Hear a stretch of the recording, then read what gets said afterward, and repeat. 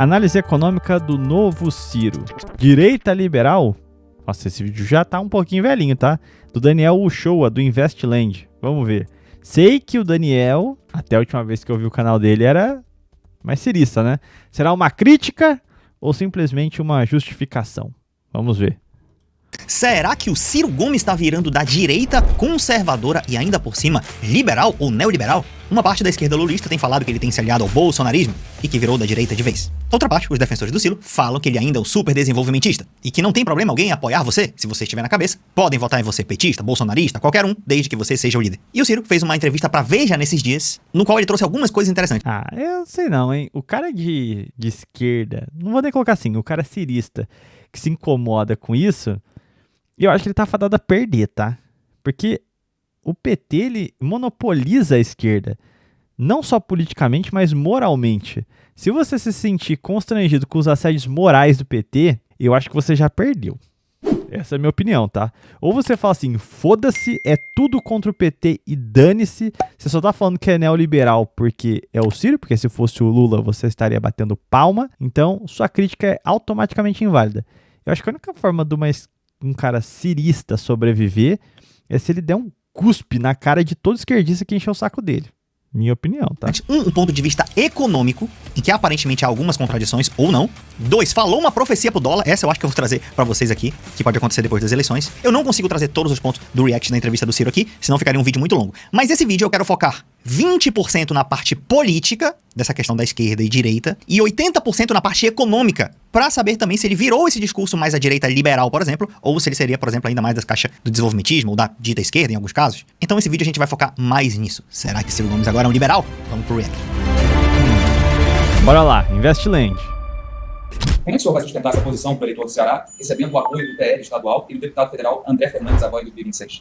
Em resumo, Ciro, Bolsonarismo tá te apoiando, tu criticou bastante. Isso é uma contradição? Vamos ver o que ele responde. Qual é a contradição? Veja, não há uma única eleição federativa no Brasil que você não vai encontrar essa contradição. Isso é verdade. Gente, se for atrás de contradição de político, gente, vem da onde? Assim, o Bolsonaro tá no partido do Valdemar da Costa Neto, que o Nicolas falava que era pilantra, que não sei o quê, tá todo mundo junto. O povo do Centrão, os ladrões, tá tudo lá. O Lula falava que o Alckmin era o capeta, e agora o vice do Lula é o Alckmin. Eles disputaram a eleição um contra o outro, foram pro segundo turno. Então, assim, o do Ciro, teve hora que ele tá com o PT, agora o bolsonarismo e tal. Eu acho que a questão só vai ser evidenciada como uma contradição se você fugir do mundo Ceará, né?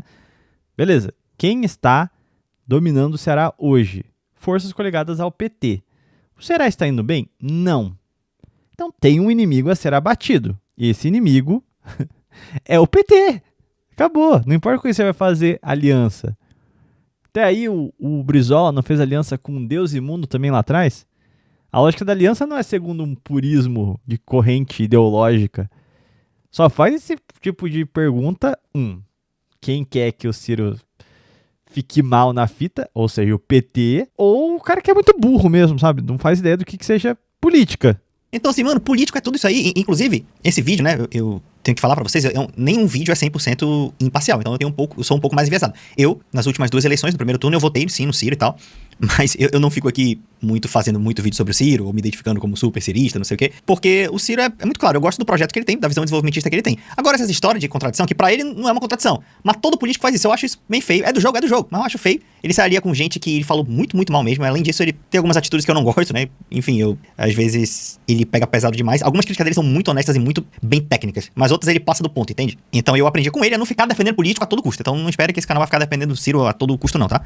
Mas assim, nesse argumento não deixa de ter razão pelos outros, né? O Alckmin, inclusive, é o vice do Lula, inclusive, o Alckmin tem sido um bom vice. Ele tem se mostrado um cara leal, um cara que não quer aparecer muito ali, bem picolé de chuchu, bem tranquilo. Então, nesse ponto, um ponto a favor pro Alckmin. Eu imagino que ele tem feito aí um trabalho, pelo menos, bem comportado, né? Como um bom aliado de um cara que era seu inimigo, que era o Lula, né? Então essa é a parte política do vídeo, eu não vou gastar tanto tempo aqui não, mas vamos ver a final da resposta. Nacionalmente, não tem como conciliar nem como explicar, porque permanecem as nossas diferenças. No meu caso, com uma certa simplicidade, né? Eu não fui candidato a presidente, e não já tinha o Bolsonaro e o lulismo, tá? Então eu já fui candidato contra os dois, mas em meu favor.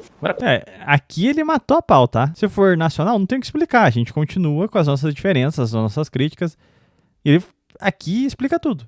A nossa aliança é regional. O PT não é interessante, nem pra mim, nem pro bolsonarismo. Se eu volto ao governo, eu estou com a caneta. Essa aliança faz todo sentido pra mim, Ciro Gomes. É óbvio, né?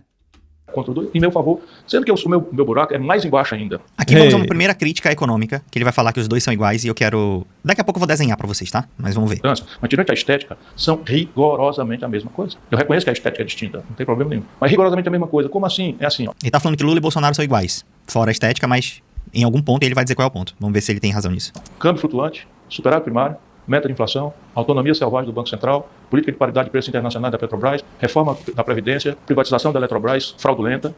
Então ele tá falando assim, muita gente da esquerda falou, como é que ele fala que o Bolsonaro é igual ao Lula? E muita gente da direita falou o contrário, né? Como é que é igual ao Bolsonaro e tal? Neste ponto, sim, eles não são rigorosamente iguais, 100% iguais, nem neste ponto, mas 90% é. Por exemplo, tripé macroeconômico, tanto para Lula quanto para Bolsonaro, isso é, superávit primário, meta de inflação e câmbio flutuante. E o Ciro é muito crítico ao tripé macroeconômico. A autonomia do Banco Central. O Lula até que criticava, mas não fez nada para mudar, gosta. O Fernando Haddad gosta. Na prática, todos os mantenedores da era FHC. O FHC ceifou a era Vargas e colocou a ação no lugar.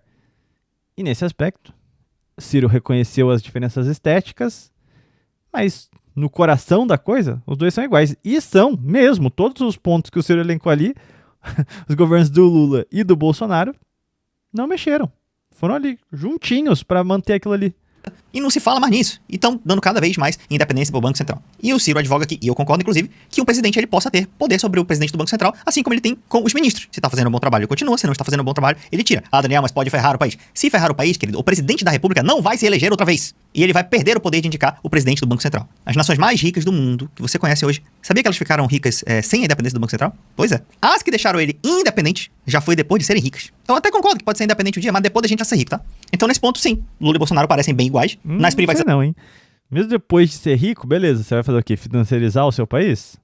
Entregar na mão de um monte de oligarquia financeira? É isso que entregar o Banco Central para as forças de mercado significa. Então... que ele falou, apesar do Lula não ter feito nenhuma grande privatização, fez algumas concessões e tal, o Bolsonaro teve mais privatizações, então nesse ponto o Bolsonaro faz mais privatizações, e os ministros da Fazenda dele claramente falaram que queriam fazer mais privatizações. Então nesse ponto não considero iguais, mas o Bolsonaro sim é mais privatista, acha que é a ideia de que o Estado faz tudo ruim, então vende para as outras empresas e tal, o setor privado toca melhor e tal, aquela ideia cartilha da infância lá. Então, nessa crítica que o Ciro fez, vamos lá, de 100% da crítica, eu concordo com 75% da crítica, né? Foi uma boa concordância, vamos dizer assim. É isso aí. Então, nossa desavença nacional é insuperável e não está na ordem do dia, não está em discussão. Se tivesse, nós não tínhamos nem sentado para conversar. A questão básica é... Aqui, só lembrando, tá? Ele tá falando da divergência nacional entre Ciro e Bolsonaro. Ele tá falando que, nacionalmente, a gente continua separado, que a questão dele é local, é regional, é uma aliança regional, assim como, eventualmente, alguém do PT pode fazer aliança com alguém da direita para ganhar a eleição em algum estado, e a gente já viu isso bastante. Em todos os espectros políticos, ele tá falando que é regional e que, nacionalmente, é uma super divergência com o bolsonarismo e, teoricamente, são diferentes. Mas vamos ver o que as evidências vão mostrando pra gente. Agora, vamos pra parte um pouco mais econômica?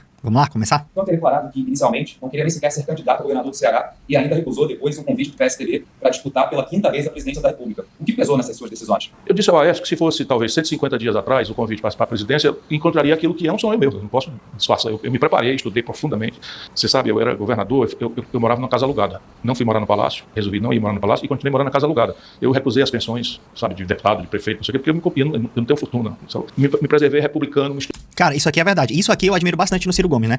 Por exemplo, essas regalias todas, o Bolsonaro, ele usava todas as regalias 100% ao máximo. Ele e os filhos dele. Ainda tem um negócio da rachadinha e tal, né? Então você via patrimônios incríveis, assim, né? Eu tenho uma vida financeira boa há muito tempo. Eu ganho mais de 100 mil por mês desde eu tinha 25 anos de idade. E tipo assim, pra ter uma casa do padrão Flávio Bolsonaro, do padrão não sei o que e tal, eu tô tendo depois de muitos e muitos anos. Agora que eu tô construindo uma super casa, né? E esses caras ganhavam muito menos do que eu. Sempre ganharam muito, muito menos. E eles tinham muitos em mansão em Brasília, né? Mansão assim que era injustificável, uma conta injustificável. Então, pelo patrimônio que a pessoa tem, que é meio irreal, você vê normalmente o padrão de comportamento político dela, você suspeita, né? Na esquerda você pode achar a mesma coisa também, seja no PT, enfim, tal. Aí cada caso você tem que avaliar a pessoa, né? No caso do Ciro, você vê mesmo que ele não esbanja patrimônio, ele nunca quis muito essas regalias e tal, abriu mão de aposentadoria, então, nesse ponto, né?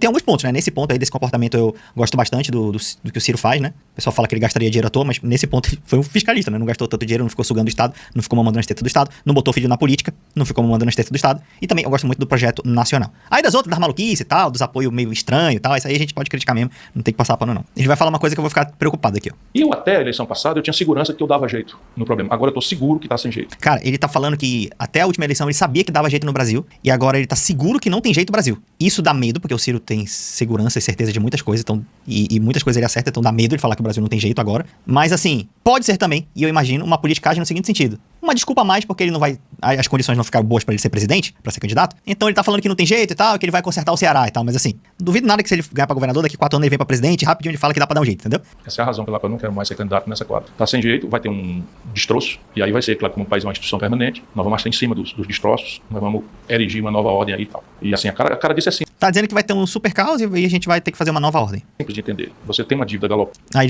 ele vai dar a E olha explicação. lá, Cirão tá com a gente no colapso da Sexta República. Cirão almeja uma nova ordem? Eu acho que o Ciro vem forte para 2030 se ele ganhar agora no Ceará. E realmente, já falei, a pauta central dele ali é segurança pública. Vai ser a vitrine dele. E se rolar mesmo o colapso da ordem e a necessidade de desenhar uma nova, como o Ciro está profetizando aqui, seria interessante ver ele forte no cenário político nacional, né? Sobre o que vocês estão falando do Daniel, eu não sei se é exatamente a questão dele ser do setor financeiro, sei lá. Eu acho que é mais uma estratégia youtubística mesmo, sabe? Tipo, sabe uma coisa meio Nando Moura? Eu acho que o público médio do YouTube tende a ser meio ogroidão e fica fiscalizando micro posicionamentos. Então, se você ver assim, o Ciro é muito bom, alguém pode chegar assim, mas o Ciro tem isso aqui. E aí eu vejo que é um padrão de determinados youtubers falar assim, não, mas eu não concordo 100%. Quase que como uma necessidade de colocar essa capa moral, assim. É óbvio que ninguém concorda 100% com ninguém. Você ter que falar isso é porque você está tentando se proteger contra possíveis ataques que você vai receber. Só que acho meio besta, sabe? Soa como se eu tivesse medo da audiência. Eu não concordo 100%, sei lá. Tava fazendo campanha pro Aldo.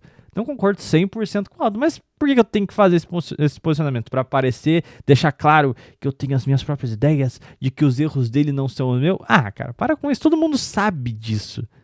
Mas essa necessidade de manter a pureza da sua imagem eu acho bem paia aqui no YouTube. E agora, daqui a pouco eu vou dar a explicação econômica aqui desenhando pra vocês. A 1 trilhão e 100, 1 trilhão e 200 por ano, o fluxo é negativo e piorando. Eu vou desenhar isso aqui tudo, tá? Ouve a explicação primeiro, depois eu vou desenhar isso aqui tudo que ele... Para disso é simples de entender. Você tem uma dívida galopando a 1 trilhão e 100, 1 trilhão e 200 por ano, o fluxo é negativo e piorando, no máximo de arrecadação, que a carga tributária já passou de qualquer razoabilidade, e no mínimo de investimento. Então você está com o máximo de receita, o mínimo de despesa fim, que é de investimento, e com desequilíbrio. Esse desequilíbrio vai para a dívida, numa conta muito acelerada, dá 8,5% do PIB num único ano. Com esse juro, o PIB não cresce. Aí o mundo ainda avalia dívida versus PIB. Só que isso é no Manual de Economia de Chicago. Bom, vamos aqui para nossa tela pra gente desenhar, porque aqui a gente vai ver se o Ciro virou realmente um liberal, um neoliberal ou não. Inclusive, tem uma diferença do Ciro presidenciável para o Ciro candidato a governador. Porque como as ferramentas são diferentes que o presidente da República tem e que um candidato a governador tem, você vê que ele tenta ser bem pragmático ou contraditório, será? Quando ele é candidato a uma coisa e quando ele é candidato a outra coisa. Mas vamos ver se isso faz sentido macroeconômico. Vamos desenhar na nossa tela o que ele falou, tá? Aquele monte de palavra lá pra ficar fácil. Primeiro, alguns conceitos importantes. Conceito 1, estoque da dívida. A dívida acumulada total do passado do Brasil tá em torno de 10 trilhões de reais. Isso aqui é tudo número arredondado, tá? 10 trilhões de reais. Em 2026, o PIB vai ser algo como... Na verdade, isso aqui foi 2025, tá? Pronto, ajeitei. 2025, o PIB foi cerca de 12,7 tri de reais. Se você fizer uma conta e dividir 10 por 12 tri, você vai ver que a nossa dívida está em 80% do PIB. Se você for ver um comparativo histórico, 2022, 23, 24, 25, aqui a gente tem o PIB do Brasil, que é o produto, que é tudo que é produzido no Brasil no determinado ano. Em 2022 foi 10,08 tri de reais, depois 10,9 tri, 11,8, 12,7 e uma prévia de 13,6 trilhões para este ano. De 2023 para 2022, o PIB cresceu 0,86 trilhões, né? Que daria 860 bilhões de reais. Aqui também é a mesma coisa, aqui cresceu 0,9, 0,9. Ou seja, o PIB cresce menos de 1 trilhão por ano, tá vendo? O PIB cresce menos de 1 trilhão. Vamos ver a dívida pública.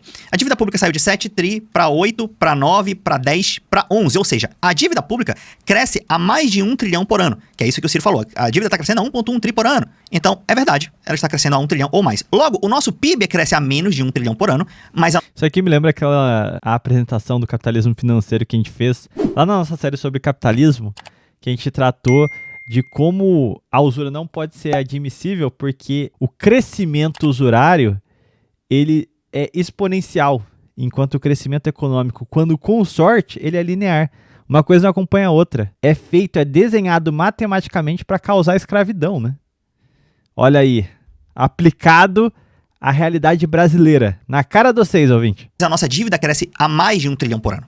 Então a relação dívida-PIB tende a piorar. Por quê? Essa que é a dívida, ela sobe numa velocidade mais rápido do que sobe o PIB. Então essa porcentagem do PIB da dívida vai piorando. Se você fizer a diferença aqui por ano, tá aqui o saldo e tal, mas enfim, tá aqui a prévia, ó. Então ela foi de 70% para 73,9%, 78,1%, 80,4%, 82,4%, teoricamente vai fechar em 2026. E aí ele fala uma coisa interessante. Como a taxa de juros tá alta, por uma política maluca, o PIB, que se você olhar para essa lógica aqui, você fala, Daniel, se o PIB crescer mais rápido do que a dívida, ou seja, imagina que o PIB começa a crescer 1,2 tri de reais por ano e a dívida começa a crescer a 1 tri por ano. Então, a longo prazo, essa dívida cairia de 80 para 78, para 77, para 76, para 75, então a nossa dívida PIB iria caindo com o tempo. E isso seria um bom sinal. Só que ele fala que é difícil de crescer porque a taxa de juros é tão alta que o investimento está colapsado, seja do setor público ou do setor privado. Ou seja, empresário, em vez de investir em negócios tradicionais, ele piora. Ele vai, compra título do Tesouro e fica aumentando a dívida pública aqui, em vez de botar dinheiro no PIB para o país crescer. Agora vamos entender aquele negócio que ele falou de 8,5% do PIB e tal, vamos dar uma olhada. Bom, a gente tem aqui a receita do Estado brasileiro, que é em torno de 5 trilhões de reais, tá? Lembra que a receita não é só vinda de impostos, pode vir de outras coisas também, sei lá, dividendo da Petrobras, ou empresas que o governo é dono, lucra e passa o dinheiro para ele. Ou então o governo alugou um prédio e tá ganhando dinheiro com aluguel, exemplo, tá? Ou o governo emprestou dinheiro para alguém, para outro país, por exemplo, e tá recebendo juros. Então isso não é só receita, não é só arrecadação via impostos, tá? Pra gente, até porque 5 tri, se eu dividir aqui por 13 tri, arredondando, daria uma arrecadação de 38% e a nossa arrecadação está em torno de 33%. Então o governo, na verdade, arrecada uns 4 com impostos, né? Tô falando todos os entes do estados, município, união, tudo, entendeu? Então daria 4,5 mais ou menos, daria uns 33% do PIB. Mas vamos lá. Então, isso aqui dá um déficit de 60 bi, beleza? O governo tem a receita de 5 tri e gasta 5,06 da 60 bi. Então só essa diferença aqui é 60 bi, tá? Esse 0,6. E se você dividir o PIB de 12,7 tri por 0,60 tri, que são 60 bi, você vai ver que esse déficit aqui é em torno de 0,5% do PIB. Isso aqui que é o primário, que é o quanto entra no ano e o quanto gasta no ano. Só que a gente sabe que a gente não vive só com caixa do ano. Se tu tiver uma dívida do passado, aí ferrou, né? Então o Estado brasileiro tem uma dívida do passado, que é isso aqui. Lembra daqueles 10 trilhões de dívida de estoque que o governo tinha, que eu te mostrei na primeira imagem? Pois é, os credores, alguém é dono dessa dívida, né? Pois é, inclusive eu tenho alguns títulos de dívida pública, mesmo que eu foque mais em ações. E a gente paga em média 10% ao ano para os credores. Você fala, Daniel, mas como assim a Selic está em 14%? Como que a gente paga 10%? Porque metade dessa dívida é vinculada ao Tesouro Selic, outra parte é vinculada a prefixados, você pode ter títulos menores, outra parte é vinculada a títulos IPCA+. Então, 10%, 11% ao ano, essa dívida vai crescendo, tá? Então bota 10% só para facilitar a conta. Então, o juro que a gente paga da dívida antiga é mais ou menos 10% ao ano para os credores.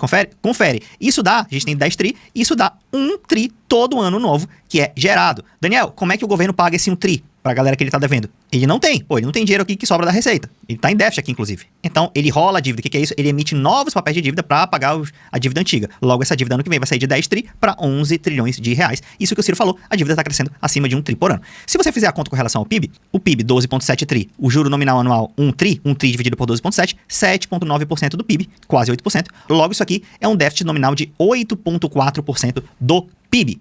Então, é isso aqui que o fluxo que o Ciro fala, ó. O fluxo tá negativo e o estoque é super negativo e a gente tem uma taxa de juros de 14% ao ano que fica piorando isso aqui, tá? Quando ele fala que metade da dívida vence em um dia, ele tá falando dessa taxa flutuante aqui do Tesouro Selic, tá? Essa parte aqui são os famosos pós-fixados, tá?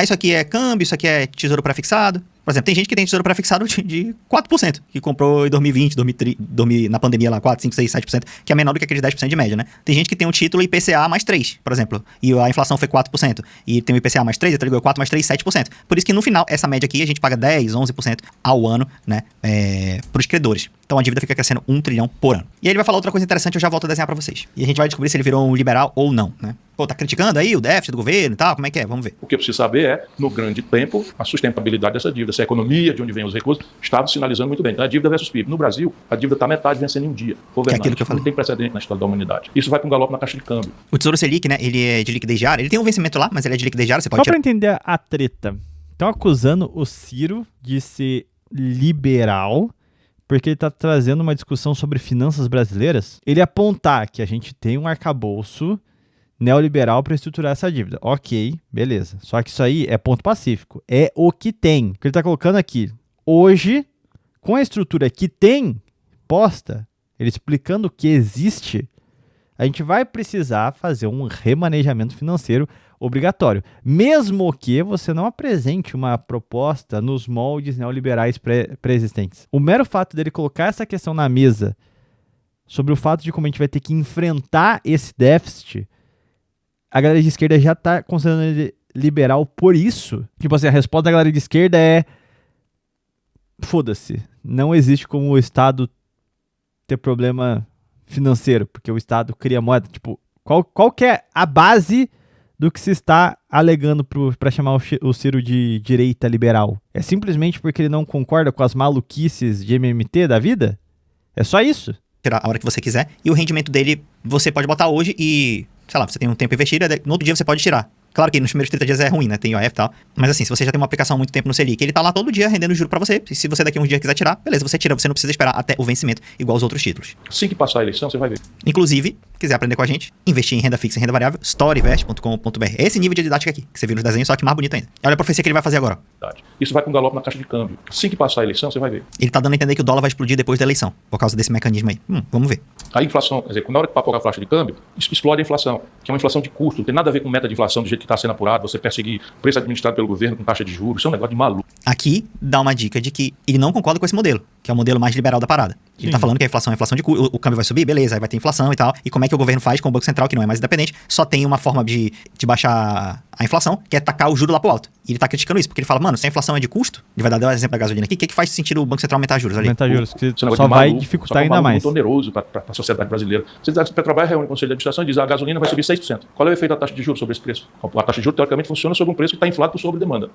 Ele tá falando o seguinte, tá, tem uma guerra no Irã, alguma coisa assim, sobe o preço da gasolina, vai subir a inflação, né? Beleza. Aí, tá, essa inflação, ela é de demanda, ou seja, tem mais pessoas querendo gasolina? Não é por demanda. O que ele tá colocando aqui é aquele arranjo de merda criado no final dos 80 e consolidado pelo FHC, que bebe da escola do Friedman. Toda a inflação é uma inflação monetária. Então, dane-se os choques estrangeiros. O problema é aqui dentro. É um problema de oferta. Só que isso é maluquice, né? Você tá jogando juros altos porque teve um problema externo. Como que uma coisa vai resolver a outra? Você não vai estancar o sangramento rebentando com as forças produtivas nacionais. Aqui ele tá certíssimo. Muita gente querendo comprar, o preço sobe. Não, é uma inflação de custo. O custo em algum lugar subiu e o preço subiu. E os manuais liberais, né? Os manuais de economia e tal, fala que taxa de juros ela é mais efetiva quando a inflação vem de demanda. Muita gente querendo consumir. Então você tá com o juro lá pro alto pra baixar o crédito e baixar o consumo. Ele tá falando qual é o efeito da taxa de juros num negócio que é de custo, entendeu? E ele vai continuar falando e eu vou trazer outro desenho pra vocês. A taxa de juros, teoricamente, funciona sobre um preço que está inflado por sobre demanda. E a demanda vem da renda e do crédito. Se eu encarecer o crédito em Chicago, eu dissuado a Quando ele fala em Chicago, é o manual liberal, tá? Toda vez que ele fala Chicago, o manual liberal fala isso. Vem da renda e do crédito. Se eu encarecer o crédito em Chicago, eu dissuado a demanda agregada. No Brasil, as pessoas estão no limite. Aí ele tá falando o seguinte, De 82 milhões de pessoas inadimplentes. Por quê? Porque não conseguindo viver. Toda vez que alguém falar de demanda agregada, muito provavelmente ele vai estar falando disso aqui, que é uma das fórmulas de ver o PIB, né? Tá? Então, o PIB é como é que um país cresce. Um país cresce com 4 vetores. O primeiro é o consumo das famílias. Quanto mais as famílias consomem, mais um país pode crescer. E o consumo, ele diz que vem de duas coisas. O primeiro vem da renda que o cara tem. Eu vou usar a letra R, não é a letra R que a gente usa, economia, mas eu vou usar a letra R. Vem a renda que o cara tem naturalmente, ou do crédito que ele pode pegar emprestado com um amigo dele. Confere? Confere. Então ele pode ganhar dinheiro das duas maneiras. Então faz um sentido eu subir a taxa de juros se tem alto consumo. Por quê? Porque eu encareço o crédito. Logo, se eu encareço o crédito, o cara vai consumir menos. Então faz algum sentido você subir a taxa de juros nesse caso. Mas ele tá falando que é de custo. Não, a parada é de custo, então não faz sentido. O crédito tá até estrangulado, na opinião dele, né? E a renda também não tá lá essas coisas. Enfim. E aí uma outra coisa que ele falou também naquela hora, que não sei se você falou, vai falar ainda, tá? Que eu já tinha visto esse vídeo antes. É que como a taxa de juros é alta e a meta de inflação é surreal, que o Bolsonaro e o Lula mantiveram o gado, 3% para um país subdesenvolvido é terrível. Aí o Banco Central tem que subir mais o juro ainda. Ele subindo mais o juro, lasca aqui também, né? E lasca aqui também os investidores, as empresas. Isso aqui é investimento das empresas, isso aqui é gasto do governo, isso aqui é exportação líquida, tá? Tá aqui o nome, se você quiser. Isso aqui é uma aula lá de StoryVest, tá? Então, o investimento da empresa, se o juro tá alto, as empresas não vão investir. É melhor elas botarem dinheiro na dívida. E aí a dívida vai subindo mais ainda. Então, isso aqui fica ruim também. Por isso que ele fala, com esse jeito aí, com esse modelo, né? O Brasil não dá certo. E aí a galera da cartilha... E não dá certo justamente porque todo mundo só tem incentivo para botar dinheiro em investimento, que aumenta a dívida, enquanto para pagar a dívida a gente precisa de riqueza real, e ninguém investe em nada que gere grana real, porque o custo para investir é muito alto. Não tem crédito acessível. Você cria toda uma gama que força obrigatoriamente a dívida a crescer exponencialmente. O liberal fala o seguinte, não, é só o governo cortar muitos custos e fazer um superávit e aí o perfil da dívida pode melhorar e tal, porque a gente tá pagando mais as contas. Só que a gente sabe também que pela mesma ótica de cortar custos, eu posso também, por muito tempo eu posso ter uma inflação menor, sim, é provável. A galera do mercado que domina o Banco Central pode me dar um juro menor? Pode. Mas o Brasil pode também crescer bastante menos, né? Por quê? Porque boa parte do setor privado também depende do gasto do Estado. Então, normalmente, o PIB pode crescer mais devagar. E lembra que é uma relação dívida-PIB? Então... E essa aqui é a lógica básica de você subir juros. A gente vai desaquecer a economia para conter emissões, que se dão via dívida.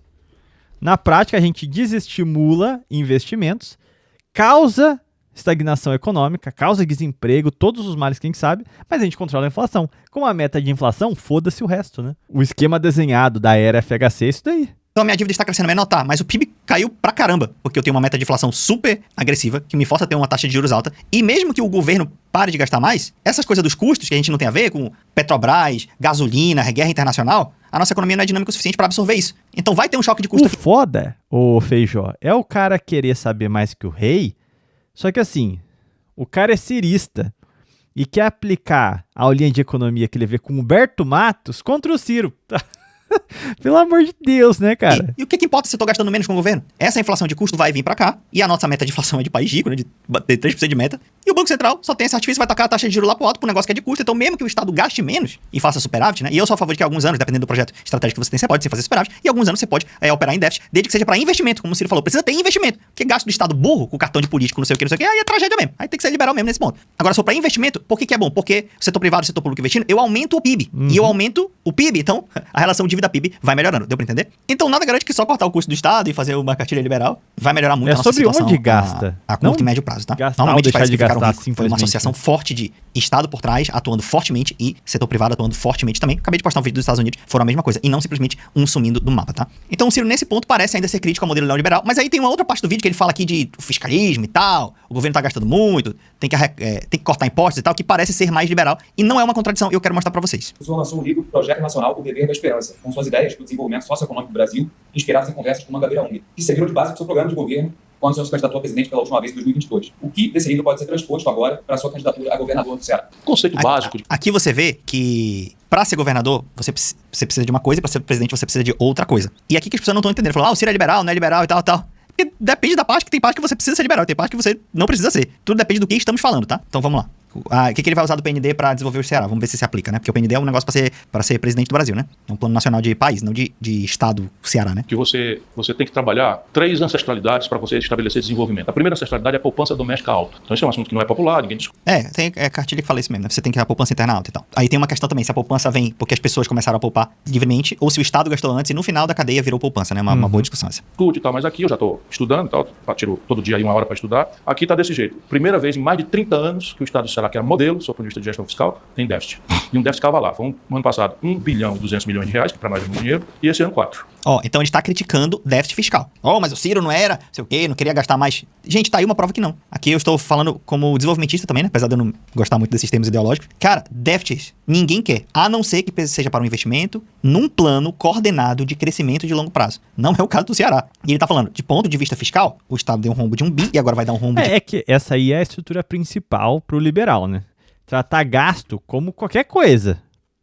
E aí você vai generalizar gasto como gasto, e aí você fala assim, o cara tá defendendo fazer um gasto em investimentos, infraestrutura, o que quer que seja, então ele está defendendo mamata para político. Essa é a grande armadilha liberal que eles tentam impor através de propaganda desde o final dos 70.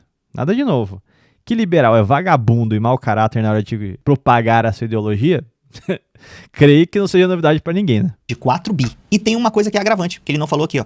Um presidente da República e um presidente do Banco Central, eles têm ferramentas diferentes na mão do que um governador de Estado. Cara, você tem o domínio sobre a moeda, sobre a política monetária do país. E, de novo, todos os países do mundo que você conhece que ficaram ricos com o Banco Central dependente. Ou seja, dependente não.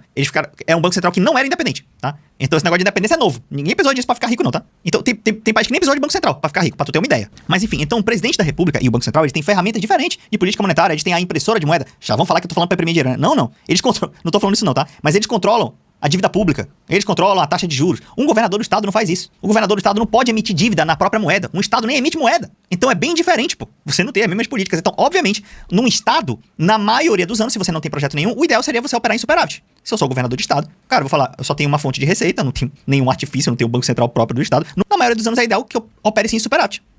Porque senão vou estar só gastando à toa e piorando aí os custos e a dívida aí que o Estado possa ter. E ele tá falando que ele quer resolver esse ponto, mas também que ele quer investir em outras áreas. Vamos ver o que ele vai continuar falando.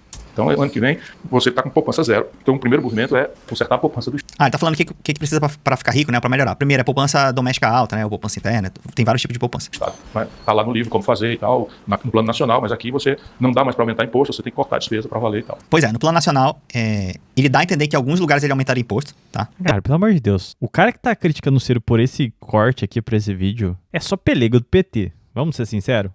É esses comunista que no fim do dia se engasga com as bolas do Lula na hora de cravar o 13 na urna, ou é só pelegagem mesmo, sabe? Pô, militante se apaga só pra atacar o Ciro porque ele tá sendo um incômodo pra esses caras. É só isso. Tem que ser muito imbecil. Do mesmo jeito que o liberal ele faz uma generalização sobre gastos, custos, o esquerdista que tá alienado ali na bolha dele pra cair numa propaganda disso aqui, ele é um idiota igual que considera que qualquer discurso de corte de gastos é liberal e malvado. Que sempre que gastar é bom. Essa senhora, cara. Eu não lembro se no PND eu li o PND. Uma vez e meia, né? Eu li uma vez inteira, depois uma meia da outra. Mas que eu me lembro, ele não fala qual é a carga tributária ideal em termos de porcentagem do PIB. Depois eu vejo. Mas ele fala onde que ele deveria diminuir impostos e onde ele fala que ele deveria aumentar impostos, inclusive. Que teoricamente a arrecadação aumentaria. E ainda agora ele criticou que a arrecadação estava meio alta. Então, aparentemente pode ser uma contradição mais, ou pode ser que eu não entendi o que ele quis dizer. Só que ele fala que no âmbito estadual não tem como aumentar mais imposto. Você não precisa aumentar imposto, então você tem que sim que cortar custo. Esses 4 bi aí não tem como vir no lombo do cearense médio de pagar mais imposto, concordo. É muito melhor cortar custo. Inclusive ele fez isso quando foi governador, né? A segunda coisa é uma coordenação estratégica, governo, empresariados e universidade, tecnologia. Então, aqui no passado eu fiz um pacto de cooperação, eu mesmo presidia, reunia empresariados, sindicalistas e universidades e tal, e ali a gente quebrava o pau em todos os assuntos. Agora vai ser uma coisa um pouco mais sofisticada, porque o Ceará alargou a sua base econômica, mas nós temos um problema dramático. Então, o desafio do próximo governante do Ceará vai ser um ato defensivo, de ver como é que a gente não vai ampliar a revoada. 89 indústrias de calçados já foram embora do Ceará nos últimos 10 anos. Ele falou do segundo ponto, ele se alongou um pouco, ele falou basicamente que um dos artifícios que poderia fazer é incentivo fiscal, mas a reforma tributária vai dar algumas limitações nisso, então tem muitas empresas que podem sair do Ceará. E aí o novo governador, além de atuar nessas frentes, essas 3 frentes que ele tá falando, vai ter que atuar nessa defensiva de não perder tantas empresas, então é um desafio muito grande, tá? E vamos pro terceiro ponto que ele vai falar. Que reordenar isso. E a terceira perna é o investimento em gente. No caso aqui, o investimento em gente mais grave, mais urgente, mais inadiável, pelo pedido da sociedade, é esse projeto que está sendo embrionado de segurança pública. Ele falou bastante de segurança pública, né, nessa entrevista, mas eu não quis trazer tantos pontos porque o vídeo já tá bem longo, né? Mas ele tem uma ideia de inteligência bem boa, né? Nesse ponto parece que ele uniu o melhor da esquerda com o melhor da direita, né? Não ficou passando muito pano pra bandido e tal, apesar de não ser a principal tática, de só subir e ficar matando gente, mas ele jogou um jogo um pouco mais duro, né? Associado mais a essa carta da direita aí. E também falou ótimas estratégias de inteligência, né? Mapear os ases, colocar foto no rosto dos celulares das pessoas e tal, dos caras do crime, enfim, fazer altos mapeamentos. Então foi uma parada bem interessante. Aí falou uma parte também de treinar os caras em Israel, fazer cooperação com os Estados Unidos, que poderia ser vinculada à caixa da direita, o que é uma burrice. Bom, tá aí. A parte sobre a economia tá paga. E olha, as explicações do Daniel são muito boas. Ele simplifica muito a questão. É um economês bem difícil e eu acho que é uma péssima estratégia do Ciro trazer essas discussões em períodos eleitorais. Lógico que as ciretes hiperfocadas em economia adoram, né? Consideram que é a única forma legítima de ser técnico. Mas eu acho que isso é bem complicado pro brasileirinho médio. Não é um assunto interessante, parece que só tá falando em grego. Mas se você provoca o Ciro também, é óbvio que ele adora falar nesses termos, né? Mas, de fato, tá correto. E essa tradução do que foi dito pelo Daniel, acho que torna o debate muito mais acessível. Muito interessante, muito bom.